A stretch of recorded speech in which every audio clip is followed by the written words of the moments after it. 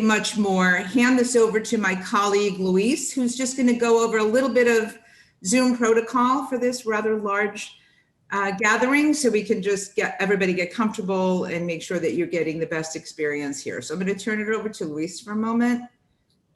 Good afternoon, everyone. Happy spring day. It's Friday. Just wanted to give you all a heads up. This meeting is being recorded. And if for whatever reason, at the end of the capacity building, we will share the recording with all in attendance. And really quickly, also wanted to go over some Zoom tech help. So if you want to, since everyone in this meeting will be muted, it's important that if you have any questions, by all means, go to access or to reach out to us, use the chat to type in your question. So if you're on a computer and you hover on our picture, on the bottom, you'll see some controls and there should be a button that says chat. So once you open the chat, it'll open on the side for you, and feel free to start writing to us and we'll be very attentive. Also, if you're on a mobile device like a smartphone or a tablet, to access the chat, all you would need to do is tap on your screen. On the lower right-hand corner of your screen, you'll see the More button, and you'll click on More, you'll see a menu, and the menu will give you the chat option. So that's how to access the chat in a mobile device. So just wanted to hand it back over to Barbara. Thank you so much. Actually, can I jump in just for 1 second? There was just a question posted in the chat about turning off the camera. We actually invite you to turn your camera on. We love to see you so that we can better engage with you. So if your camera is turned off and you're comfortable turning it on, then by all means, please do so. So no, you definitely don't have to turn your camera off.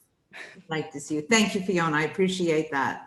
So again, welcome everybody. Thanks for taking the time on this Friday afternoon to join us in another session of our capacity building series, which we started last year at the beginning of the pandemic as a way to support others in the aging service field and other aging service professionals in being able to reach their members and participants in the best and most comfortable way possible using technology in their own spaces and sharing some of ours. So there might be a very wide range of people who are participating today, from our friendly senior service providers here in New York City to even some Senior Planet participants. So we just want to acknowledge that there may be a very vast level, variety of level of interest and experience with the kind of stuff that we're talking about today. It's very special on this very special day.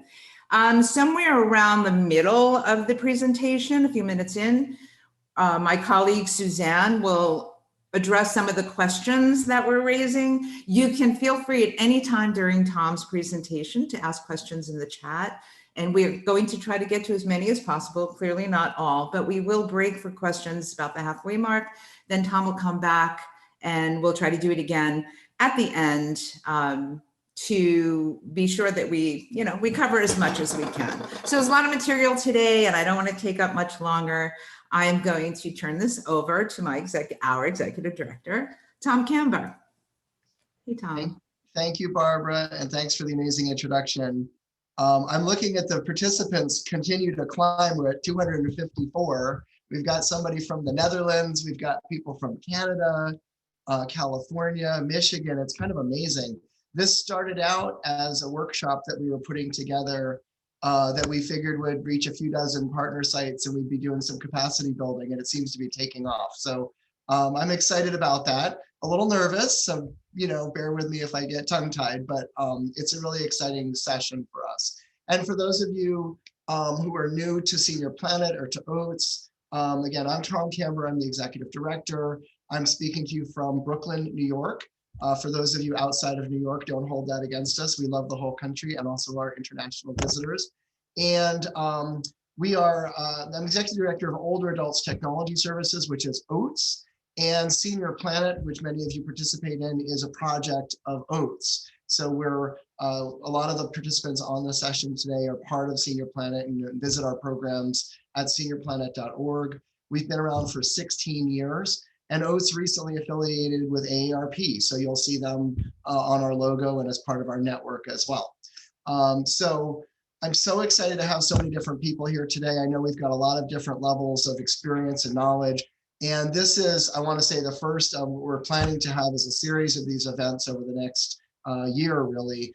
And this one is kind of meant to be a presentation of some of the learning that we've done so far. But I'd like to have it be a little bit more of a conversation with people sending up some comments in the chat. We're going to do 2 quick breaks for questions, as Barbara mentioned. And also, what I'd like to do, if you have brilliant ideas about future events, we'd love to hear those as well. You can put them up in the chat or follow up with emails at info@oats.org. So we'll do a little bit of that updating as we go forward.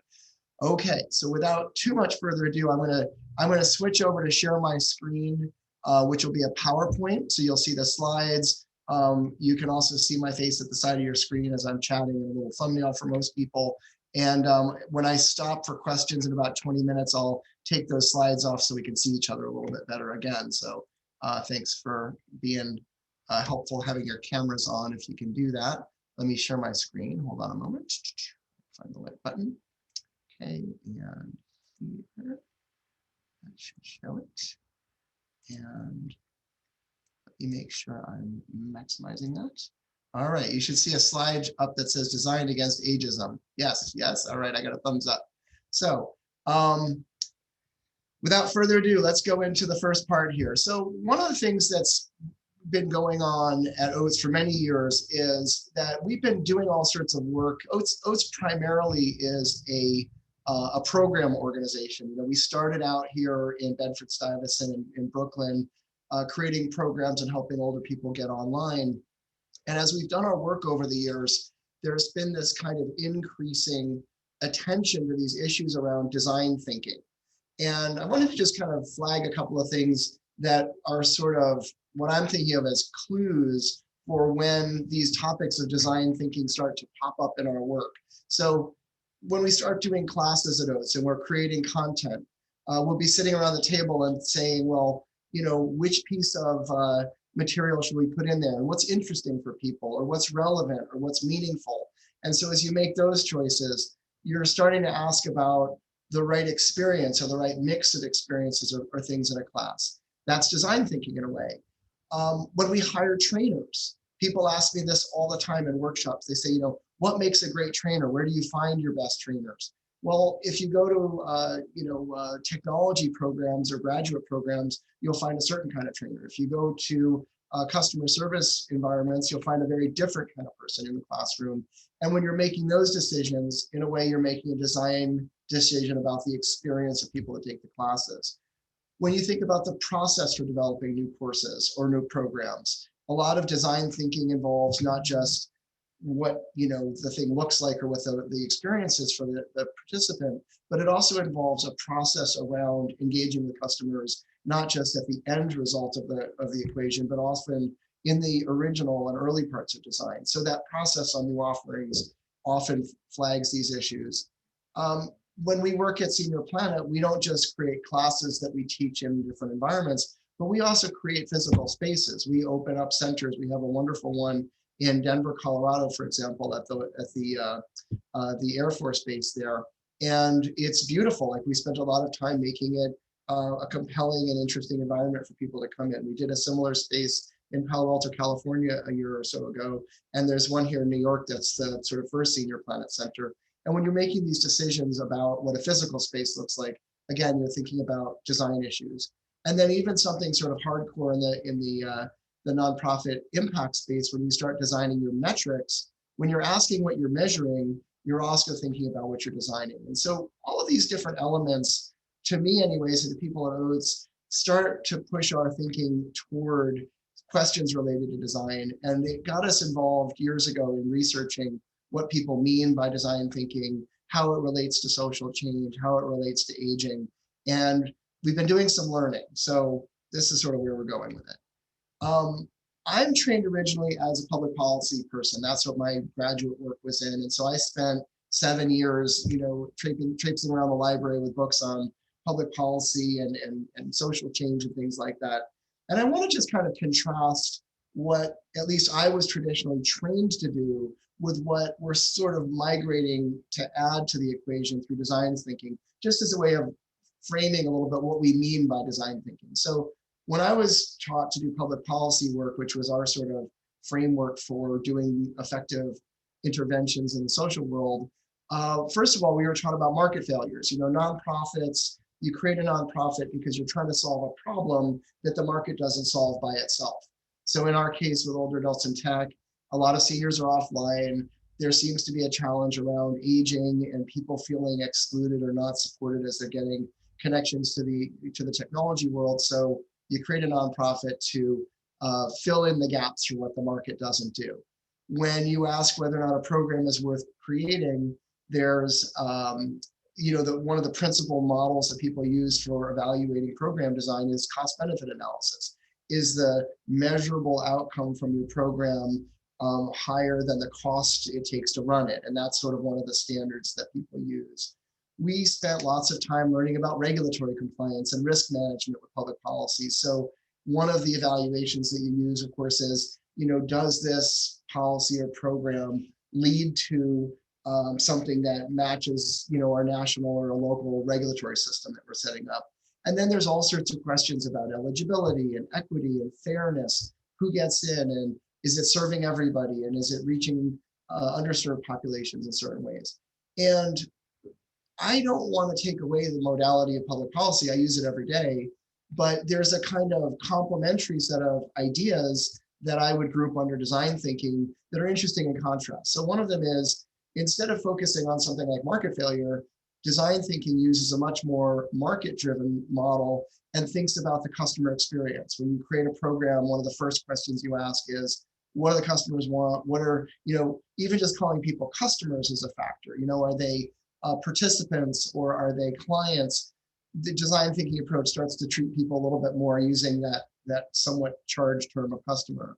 Design thinking is meant to be very inclusive and very creative in the process of developing a program. So I was never, in my public policy school, nobody ever said, how creative are you being with these projects you're designing?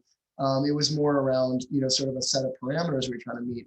But design thinking asks us to get more creative and more inclusive. And then when we measure success, you measure, in many cases, when you try to design an experience for people, you may ask them what we call a net promoter score test. So some of the people, I'm sure many people on this call have heard of that. It's a net promoter score is where you ask a person if they would recommend your product or service to to a friend or a family member. And that's a way of measuring the satisfaction in a person's sense of value in terms of the experience they're having. But we actually did a project a while ago where when we were creating the metrics, we didn't just ask if a person felt more socially engaged or they had a good experience using the technology, but we actually added in a question on what we called the delight factor, which was really interesting. It allowed people to answer about whether they were learning something that was just as an intrinsic thing, made them feel excited or made them feel delighted by their learning and what they were applying with the technology, which is not something that traditionally in some of the more traditional measures that we would have applied, but it really fits well when we're asking if we've created a great experience for people. And then the last part that's kind of interesting here is when we create programs using a design methodology, it does zero in a little bit on the intellectual property side of it, on what your sort of product is. And if you own that product or you can then monetize that product, maybe that's something that creates a sustainability opportunity for your nonprofit. It certainly has been the case at OATS. So these are kind of contrasting approaches here. Design thinking means a lot of things to different people. So I'm going to talk about that in a moment. On the next slide here. There's a few caveats here. First of all, design thinking to us is, a sort of broad theme that we apply in the nonprofit sector to thinking about using design principles brought from really wherever we can think they're relevant to help us create world-class experiences for the senior planet participants. It's not a fixed science. There are people at companies like IDEO or the Stanford Social Innovation Review that publish articles and research about this that have very specific frameworks that they use. And we're not really going to get into weighing in on which framework is better or worse. At the moment, this is really a model that's emerging and changing. And we like that about it. We think it's a chance for people to really shape it and capture what's valuable within aging and apply it in ways that we think are relevant. Secondly, really important is we're thinking about design thinking as a complement to existing approaches. It doesn't replace the traditional public policy approach that I was trained in. It doesn't replace social work. It doesn't replace community empowerment models. There are a lot of people using different paradigms in aging. They're all really important and legitimate. It's just another set of tools in the tool chest. So I want to be clear about that.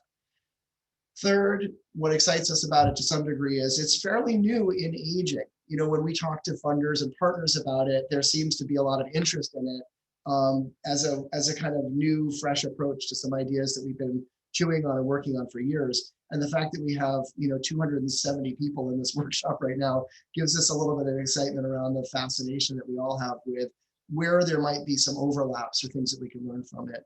And then finally, I've been talking about this stuff for about, I guess about 7 years now. We did our first design workshop about 7 years ago, but it's still to us something that's very formative. So when we think about this as starting a conversation, not concluding one, and I've been thinking about setting up this workshop. I would love to do more of a panel conversation in the next round of these conversations and bring together different people in aging who are thinking about design issues. So feel free to reach out. Email again, I mentioned it, info@oats.org, but people should find us at Senior Planet if they want to participate or suggest next steps for that. Okay, next slide. We did some customer research in the area, so I'll just give you a little bit of background on how we learned what we know and what we've gotten to here. First of all, we did a whole bunch of center and program design for years that involved to apply design applications. We then did a series of interviews and focus groups and surveys with older adults and with partner organizations around the country. And then finally did workshops at Senior Planet centers and actually did a bunch of workshops in Israel about 1.5 years ago, just before the pandemic started. And so we've been working on a bunch of customer research, understanding what we know about design thinking, how it applies in aging. And we asked, recently we did some workshops with older adult participants in Senior Planet. We asked them what makes older consumers special, because one of the real challenges when you start thinking from a design thinking standpoint is, how do you envision your customer? How do you envision the person that you're designing for? And we asked them to define that not with reference to disability or impairment or frailty, but rather, kind of characteristics or qualities that they saw as relevant to themselves as older people, and that some people might want to choose into. So I just want to flag what a few of the responses were. One thing people talked about was older people have a sense of achievement and a sense of confidence. And so when we design programs for them, they should assume that and capture people's confidence and achievement rather than, start them from scratch in certain areas. A lot of people talked about purpose and intentionality. As we get older, there's a sense that we want to do something or achieve things in our lives, and that there's a real passion for change. And that's been a real big feature came out of a lot of the workshops. Third was really interesting. People talked a lot about curiosity and the desire to learn new things. They talked about being more open-minded than they had been when they were younger, looking for kinds of new experiences and learning that would challenge them. A lot of people talked about purpose and social desire to give back. Many people talked about feeling like they had an ambition for personal growth and their potential. One woman in a recent workshop said, I feel like my horizon is a little shorter, so my ambition to make change in my life is even stronger than it used to be. People talked about resilience, about the ability to overcome adversity and how important that was to them as consumers of programs and experiences, because they wanted that respect and goal setting. And then many people mentioned this notion of a certain sense of perspective around a calmness or a spirituality that they got from it. When we've taken those, let me see if I'm on my slide. Oh, that's it. So I'm going to stop here for Q&A. And then I'm going to come to this next slide here. So we're going to take a little break, and I'm going to stop sharing my screen. All right. So Suzanne has been gathering questions from the chat. So I'm assuming you've got something there. So we don't have any questions in the chat yet. So I'm going to actually take this moment to encourage everyone to speak up and put your questions in the chat. So we asked that for members, so we put that in. Okay. Ask me a question. Come on, put it up in the chat. I'm here.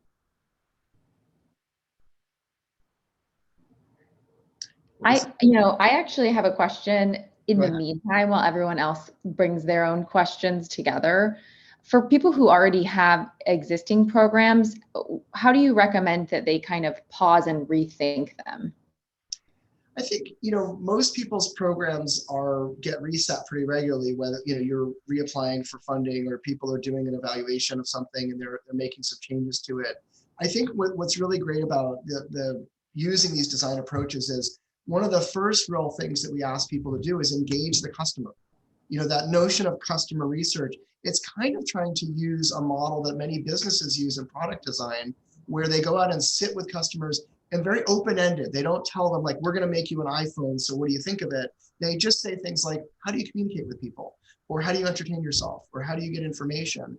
And then as they observe people doing things with a kind of like a qualitative approach, people really can start to get a sense of what sorts of program changes or interventions can be really useful for people. And I'm going to give an example of that in a minute when I go back to the slides. So really it's something where you can build it in what we call an iterative approach. An iterative means that you prototype. Imagine you're building a blender or something, and you would design it and then try it out. And maybe it doesn't blend the ice properly, and so you have to work at it a little bit more. You go back and you keep refining and revising. That's really central to design. It assumes that whatever you're creating is never a completely finished product. There's a design sequence that you go through, and you kind of go back to the customers and ask them what they're doing, and then go back with a creative process there. So it's a very kind of structured creativity that people work within that. So I'll stop there. And so there's a question here that someone put, why not change the terminology to human-centered design, the mindset, versus design thinking, which is process-based? And I'm seeing a lot of comments in here that say agree with the human-centered design, and yes. So what do you think about that? Human-centered design is definitely one of the models that people have. And the reason I'm not using human-centered design is because it's a very specific approach to doing it, but frankly, that's a lot of the reading that I've done in terms of the literature comes from the human-centered design framework. So I would agree with that. I think it's absolutely worth doing. Yeah. Maybe what we should do is, if people want, I have a bookshelf full of books here on articles, but send us your favorite articles and books that we should be including in learning, and we can start adding them, maybe make a little bit of a reading list in this, because I think it'd be really helpful to do that. Yeah, and then this one I thought could be really interesting for everyone who is trying to apply the concepts to their organization. Justine Bassett said, how do you get people in your organization to see and use design thinking in the same way? Great question. So first of all, we have a hard time with that. It's something, we have a pretty diverse group here at Senior Planet and OATS. And so one of the things that we've done is try to create a common organizational culture around how we think about aging. I noticed that somebody put up in the chat a question about seniors versus other words and terms that we use. And every organization is different. So, you're going to have a different approach to this than what we picked. But at Senior Planet, we ended up adopting a very age positive, sort of celebratory model around aging. And largely because of that's what was our experience, was working face to face with thousands of people in community settings who were often saying, I'm excited about getting older. Some of my best years have been the most recent years since I turned 70 and things like that. And for many people, that word seniors has positive connotations in that context. And so we use the term, we celebrate that set of processes and activities. We understand that's not what everybody else necessarily does, and there can be a lot of room for a lot of diverse approaches here. But then we actually codified a lot of that into some training for the staff. I can tell you, Suzanne would probably want me to highlight a project we're doing right now. It's called the OATS Handbook. And what we did was we picked a lot of these themes that we use, and we wrote a kind of tongue-in-cheek handbook for OATS staff and had an illustrator illustrate from some of our photographs of the actual programs we run. And that's something that we're going to be training people to use internally to help people kind of characterize the models that we're looking for and build a common language around it, because it's not obvious what these things, how to interpret these ideas. Somebody else mentioned, I'm seeing up in the chat, this notion of humans versus customers. And I like the word customer from our point of view, partly because it actually kind of puts us into a dialogue with the commercial sector, which is what a lot of people are, when they're thinking about technology, they could go to Best Buy or they could come to Senior Planet. And we are often challenged by helping people find community and figure out how to use nonprofit mission-oriented principles, but in a world where their other choices are often really defined or characterized by the market. We don't always, I mean, most people in Senior Planet in our universe we call supporters because they're part of the Senior Planet network and they come in and get involved. But when we think about serving people or coming up with something that's a world experience, I like the word customer sometimes because it does kind of emphasize that we have to provide value and we have to make sure that they come back because they're getting something tangible that they really appreciate from the class. But again, some of this is nomenclature and there's no right answer to a lot of it. Yeah, and then, okay, we'll just do one more here. This one is interesting. Are you communicating these concepts to software vendors and device makers?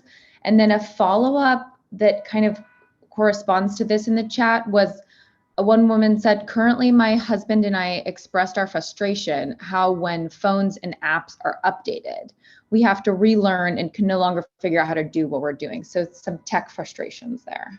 Yeah, we get involved in this pretty often with a lot of our partners. And if you look at the OATS sort of universe of companies and philanthropic entities that we engage with, a lot of them come from the tech sector. So for example, we work with the Consumer Technology Association, which runs that massive tech conference that happens every year.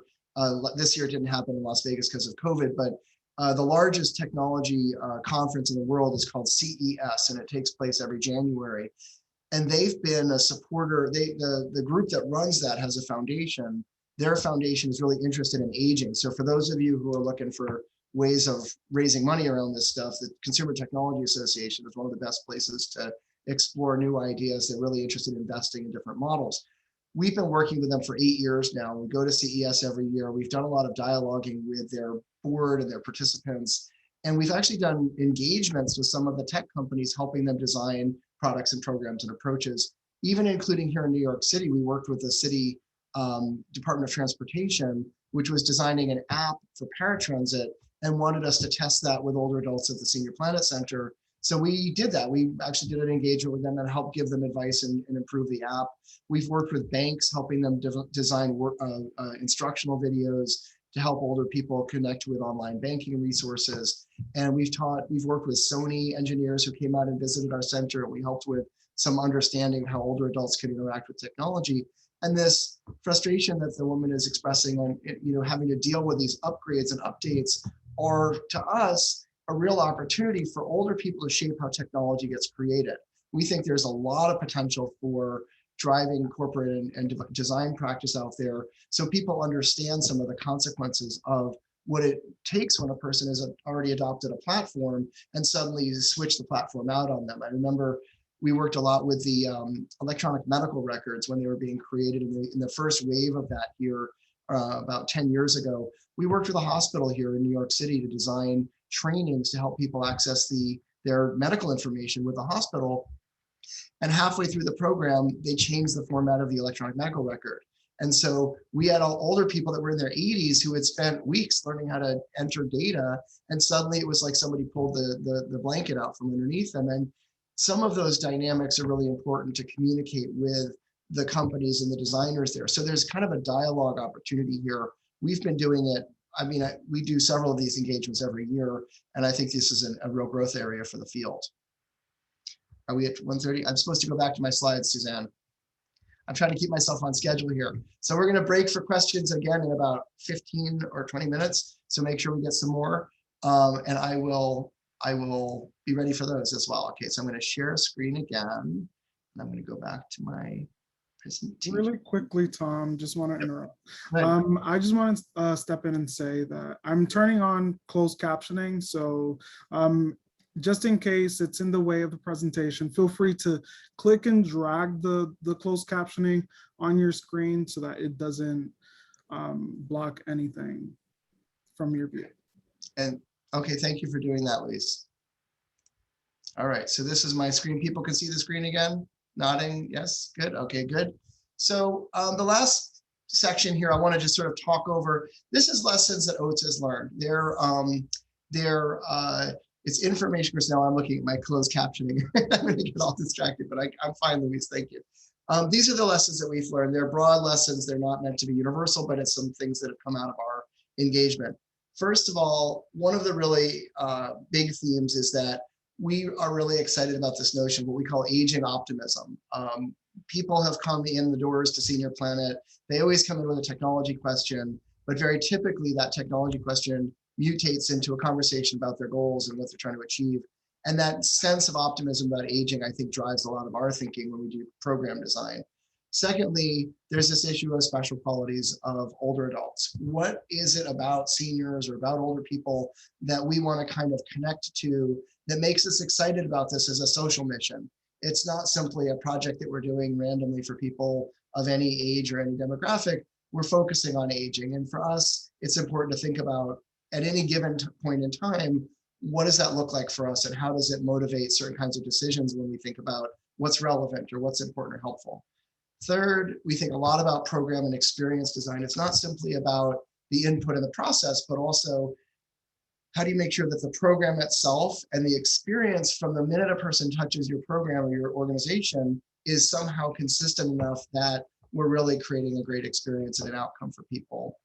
A fourth big theme is this notion of visibility, which I'll talk about in a few minutes on the slide, but creating a visible initiative or visibility in our environments where we're working is really critical. And then finally, the sustainability factors. We've been really thoughtful and I think had a lot of success, partly because we've integrated a lot of design thinking ideas into the organization's growth strategies, and they've been really critical linchpins for our success there.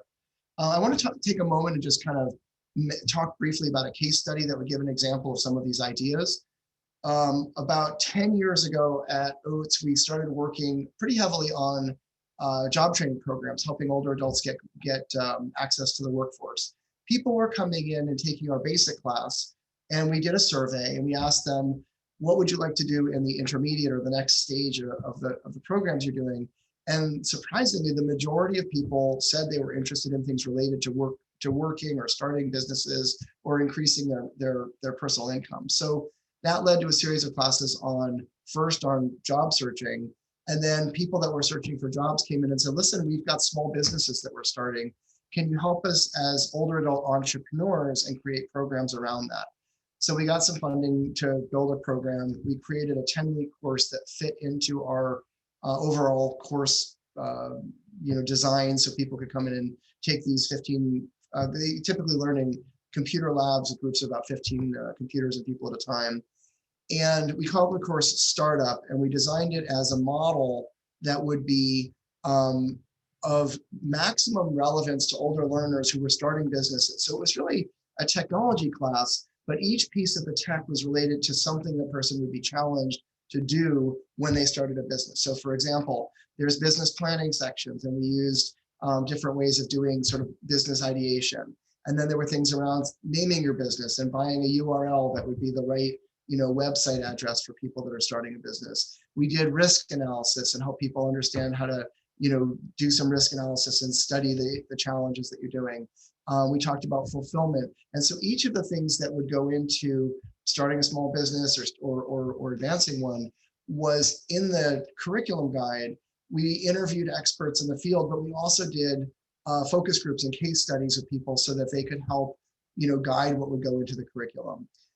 We offered the course in a series of, first of all, we piloted it over about 6 months, and then we went back and revised the course, and then we've offered it about 15 different times in person. This is not a huge volume impact model at this point. We've worked with about 100 different people for the last few years in the startup class, but the number of people that responded very positively to the class was really extraordinary. About 88% of the participants said that after taking the course, they were confident that they could list a product or service online and market something. And then we actually brought in the older adult entrepreneurs who were in the class and started doing entrepreneurship fairs around the holidays. And so people would come in and sell their sweaters that they were doing, or their greeting cards. One woman started a business to sell candies that she was making called opera nuts, and that became a really successful business for her, and a really important source of supplemental income for people. We taught people, many people started doing freelancing through it, and used that as a way of thinking about marketing themselves as freelancers and working in the gig economy. So it was kind of a flexible model for it. And then when the pandemic started, of course, we shifted gears, and it started with virtual lectures. And we've done a startup virtual lecture that's been offered 15 times since COVID started. The reason this is sort of a case study in the design approach for us is it started with our understanding of a need that the people that we worked with were having. When we asked people what they wanted, we were surprised that so many people were focusing on this set of topics, but we rolled right into it. We never did create, as far as I know, we never created, in that period, we never created an intermediate PC or computer class, because the demand that people had was really around workforce and learning to do these entrepreneurship efforts. So that was a really important element for it. Secondly, we did a lot of iteration. The version of the book that's there now, it's the second edition, but it's already been through multiple different edits and changes over time. And then what we did with it was we built program experiences and models around it. It wasn't just the book and the class, but it was also the entrepreneurship fairs. It was an opportunity for people to showcase the exciting things people were doing with their businesses, which ended up in the press. We had an amazing feature in PBS NewsHour that came in and filmed the entrepreneurs at one of the entrepreneurship sessions that we were doing. So it created all sorts of positive feedback from there. And then when we eventually we merged and we became an affiliate with AARP this year, they have models around business education and startups, and we're really interested in incorporating some of the learning that we're doing with our curriculum as part of that relationship. So it was really, really great opportunity for the organization to grow as well. So, what do we learn from this? First of all, you start with the customers and clients. I'm agnostic about the use of the word there. Second, it doesn't just talk about what the specific function is that we're doing in terms of a class, but it thinks a little bit about creating a great experience for people. When we did the course, one interesting innovation that came out of it was people didn't want to just take the class and get the book and then finish with it, but they wanted to connect with other entrepreneurs. And so we asked some of the people that had gone through the course who had started their own businesses to record instructional videos and inspirational videos that then got folded back into the future classes that we were teaching. And they were part of they created for us, we had to create a whole platform for that called Senior Plan at U, but it allowed people to have supplemental information and support as they were doing the learning.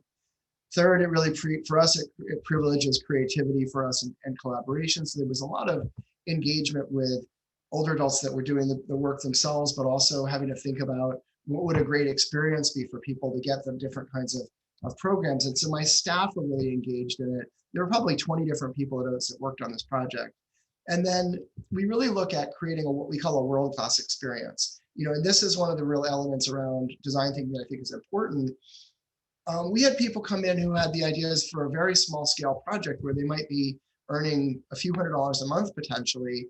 But for us, we were treating them like they were, starting the next big, entrepreneurship, investment vehicle that was going to be, competing with Apple or something. We wanted people to have a world-class experience with that class, regardless of the level of revenue or experience that they had with it, because for us, there's a way of engaging with older adults with that ambition. So we're learning some of the lessons that we're getting around people's desire for accomplishment and change, and building a program that really matches that and can really stay with them at the pace that they want to go at. And then finally, one of the things that came out of it was we're competing with the market a little bit. We actually looked into what other kinds of business education programs are out there so that we could think about what ours was doing and if it was valuable enough for people that they were really getting benefit out of it. So I think that we came out of that with some good learning for us.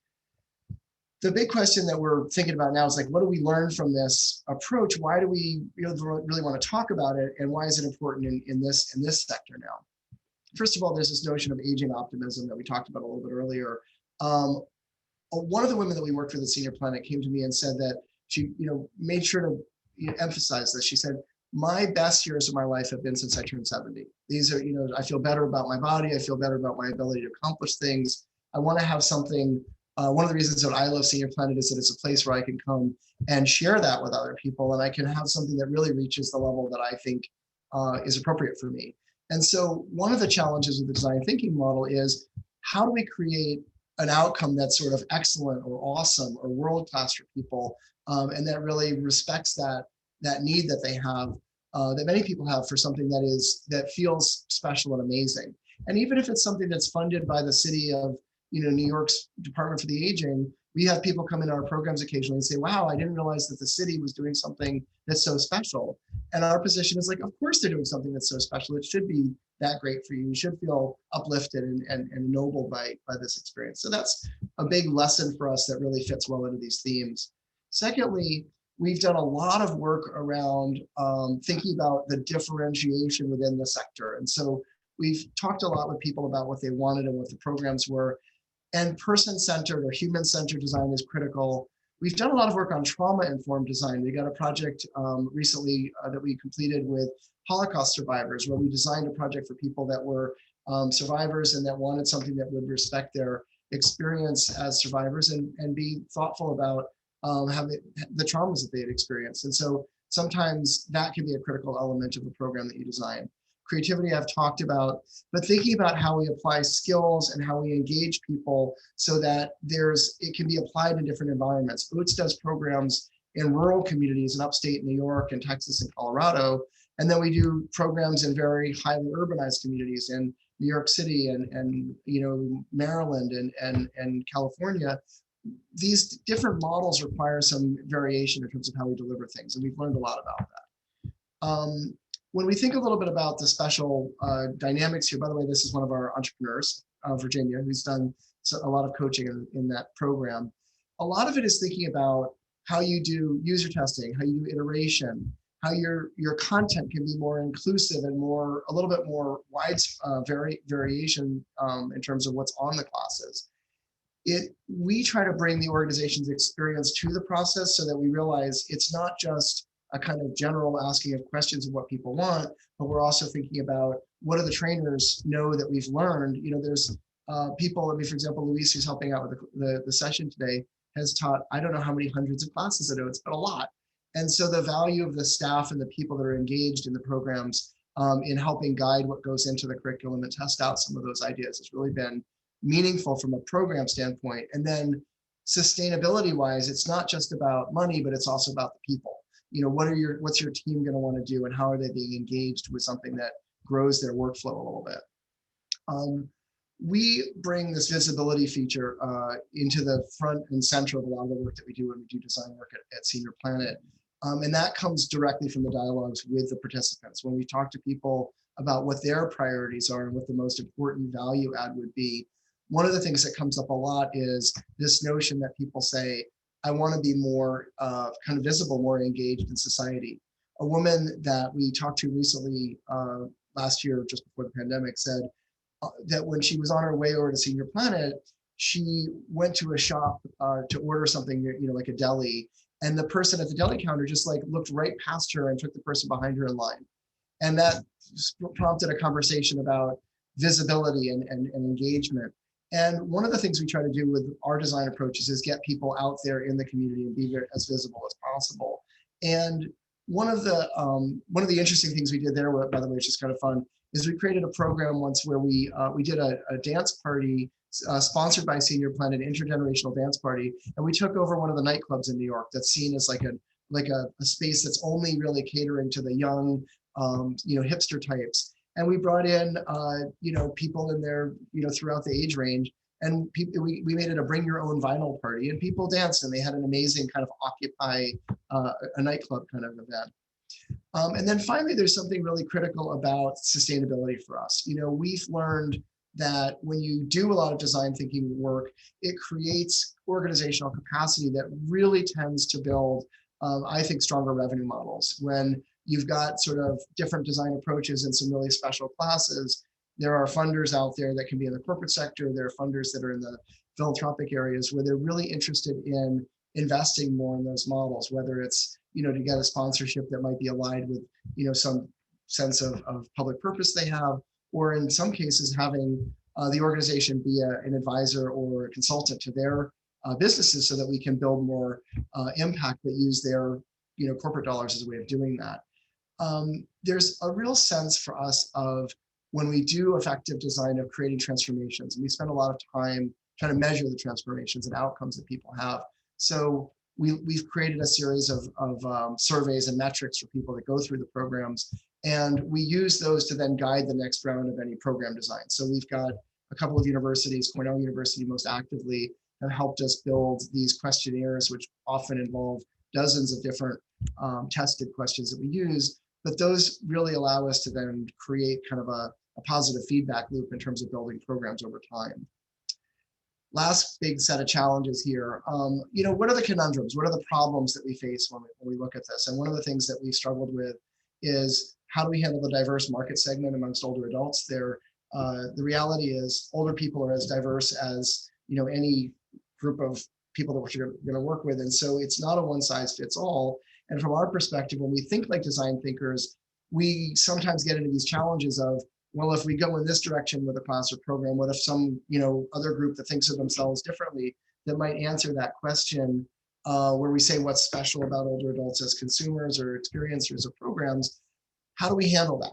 Do we do two separate sets of approaches? The most recent focus group that we did on design thinking with participants really zeroed in on this question, and people came back and said, listen, Senior Planet tends to stand for a very activist, very ambitious, very pro-aging scenario. So for people that don't like that, they'll go get a program somewhere else. But you should feel okay standing for a certain kind of initiative. And our slogan at Senior Planet that you may be familiar with is aging with attitude.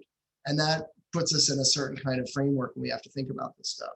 A couple other things that have been issues. Funding challenges are always a problem for any nonprofit. The reality is direct funding for design approaches is not obviously available to most of us. Like if you go to if I went to the city of New York tomorrow and said, we want to do a project that involves a lot of design thinking with older adults, there's no sort of RFP or model that really supports that. So you really have to think a little bit about going to non-traditional sources or building revenue models that are a little bit more diverse and maybe flexible in order to support some of these projects. Third is that when you try to do world-class initiatives for people, it's really hard to do that at scale. And that's a real, like a split that we've really struggled with at OATS, where sometimes the programs where we try to make something really, really powerful and really transformational for people, you can do that for 15 people at a time. If you do it 100 times, you're at 1,500 people. But we're aware that sometimes, there may be 15,000 or 150,000 people that want to engage with what we're doing. And we have to think about shifting the model so that we can have a really powerful experience for that level of scale. And, we're still learning how to do that. I think sometimes we succeed at it. We did 212,000 online engagements over the last 12 months since COVID started with our online programming.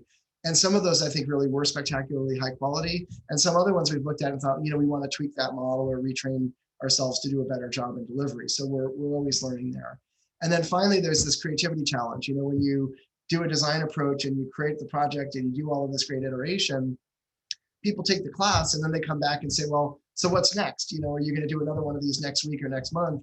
And that can be a little bit stressful. The staff loves this approach of creativity and engagement and making really special projects. But on the other hand, it's sometimes when you decide that you're going to start from scratch with a new initiative and you're going to go through all these processes, it is really a lot of work. It takes a lot of background research and a lot of managing of the content and the model. And sometimes I think just the effort to keep the creativity flowing is a real challenge. But it's worth it, because our take is that when a person walks in the door and they walk into a Senior Planet Center or they get on a session and we do something right and we do great design, ultimately that shows a level of appreciation and engagement with aging with older adults that is to us the antidote to ageism. We feel like if you do great design and you succeed at it in any significant way, it really does get across to people that this is a way of creating a more age-friendly world, and in a way, challenging some of the really outmoded stereotypes about older people and what we're all capable of doing together. So that to me is a big takeaway. I'm going to stop here and take some questions, and there's a thank you slide at the end. That's our thank you slide. All right, I'm going to stop sharing the questions. Thank you, guys. Okay, so the chat is active, so thank you all for participating and engaging. It's fun to read. So Tom, the first question is, this is a two-parter from Martha V. I greatly appreciate your positive aging perspective in all the work you do. As an aging advocate, what are your recommendations to inform and maintain staff and customers adopt the same perspective? In particular, do you have suggestions for persuading customers to pivot from negative, i.e., I cannot learn to use an iPhone, opinion to a level of self-confidence to move forward? I do, yeah, and that's a great question. First of all, we are shameless advocates for people trying new things, and we see that as our job. So if a person is saying like, should I try a PC or an iPhone or something, we believe that there should be people out here who advocate in the social sector for older adults to try stuff, and we're going to do that. Secondly, storytelling is incredibly powerful for people, and I didn't do as much of that in this session, but I normally would spend a significant portion of most presentations showcasing a specific older adult and their story, going through some of these things. And if you can show those stories and tell them, people think in terms of narratives, and the narratives really make a big difference in terms of getting the point across. And then finally, I would recommend an interesting resource. There's a book that it's a little academic, but it's called Diffusion of Innovations. And it's, of course, I'm going to blank on the writer's name until I let my brain relax a little bit, but it's there's a notion of what they call observability. Yeah, Everett Rogers. Thank you, Nan. It's great when you have 200 people in the session. People will save you when you forget things. So there's a notion, Everett Rogers has this idea called observability. What he does is he studies when people absorb new innovations, how they absorb them. And one of the things he identifies is what they call observability. If you can see people do it, you're much more likely to try it. And so getting a person to try a smartphone and have a good experience in front of that person who's doubting can really pivot that person around into being willing to try something. And then the other issues, Rogers is really thoughtful about that stuff. He talks about trialability. Can you trial something without having to commit to it? So I love that book as a sort of Bible for design thinking. I use it all the time. Check it out. Next question. Awesome. Okay, so this next question is from Charlotte N. In regards to future oriented, are you thinking of programs that repeat or programs that will be valuable in a couple of years, or that the learning will still be valuable in years versus planning around current events? We tend to plan according to what people need right now. And when we started out, there was a lot of hand-wringing. I remember going to funders who said, what are you going to do when you run a nonprofit to help people get technology? Barbara remembers this because she's been at OATS for 15 years. And people were like, 10 years from now, nobody's going to need this stuff anymore. You're going to be out of business, And we were like, well, let's worry about that when we get there. But interestingly, every year there's such a ferment of change that we have yet to run into a problem where we have to think a lot about, what's going to be happening in 3 to 5 years. We're really about helping people think about, first of all, what's technologically new and special and relevant today, whether it's the Peloton bikes or the wearables or, some of the content things that people are doing online. And then we're also really interested in what people are doing as older adults that are trends. Are they starting businesses? The fitness is a huge factor for OATS. So we're leaning into, we have 500 people on our fitness sessions every day now. And so what we're doing is trying to learn from the patterns that we're getting from growth. And those are really current kind of urgent issues for us. So the next question here is, any thoughts on creating intergenerational models informed by the same process? And this is from Caitlin S. We have generally, we used to do a lot of intergenerational work. We did it every calendar quarter for about 7 or 8 years, maybe 10 years. And we moved away from it at OATS because it requires a level of focus and energy that we felt like was pulling us a little bit off of our strategy. There are amazing intergenerational programs out there. There's a great group called Generations United, run by Donna Butts, which is a really good resource for organizations that are looking to build intergenerational projects. And I know there's some funders that are specially focused in that area. But at OATS, we've actually sort of moved away from the intergenerational approaches, partly because we found that people focus so much on the young people that we were losing a little bit of the attention to the needs and the strategies of helping people transform as older adults. So for us, we sort of, have moved a little bit away from it. Okay, and so there's some back and forth in the chat about terminology. One person said, I don't like the term older adults, older people. Someone else said, we are older adults. Other people don't like seniors. Yep. So what are your thoughts on the terminology? We've tested this a million times, and I can tell you what we've learned, which is, there's always somebody that's going to not like the word you use. And there is not a single term that everyone agrees is the word that they like. And I know I saw Alston in the chat, who's been part of those conversations at Senior Planet. We tend to use, our approach and our response to that is to use a variety of terms interchangeably because they relate to a lot of different people. So I'll say in any given presentation, you'll hear me say older adults, seniors, older individuals. We try to avoid the ones that are obviously obnoxious and hostile to older adults. That's different. There's negative terms. But by and large, it's a pretty, there's still a lot of contestation and disagreement about the term that we use for people, and even the age cutoff. At Senior Planet and OATS, we typically zero in on anybody over 60, and the average age of a participant at Senior Planet is 74. But for some people, 60 isn't really older yet. They want older things. These are really, ultimately, matters of interpretation and choice, and different organizations are going to choose different approaches. I think they're pretty much all valid. But we've been pretty flexible about the term because our feeling is it appeals to more people if we can, and that works for us. So to kind of piggyback off of that, there were some questions around how can you define a senior? We start at 60, AARP starts at 50, and Mark B wrote, how can there be one word to describe a 40-year age range? That's a challenge with language, right? I mean, I'm half Jewish, and I was having a conversation with a friend of mine the other day who was like, well, are you Jewish? Are you not Jewish? And there's a lot of argument about these categories that define us as people. And I think there's a bit of a conundrum here where on the one hand, we don't want to pigeonhole ourselves or limit us or put ourselves in a box.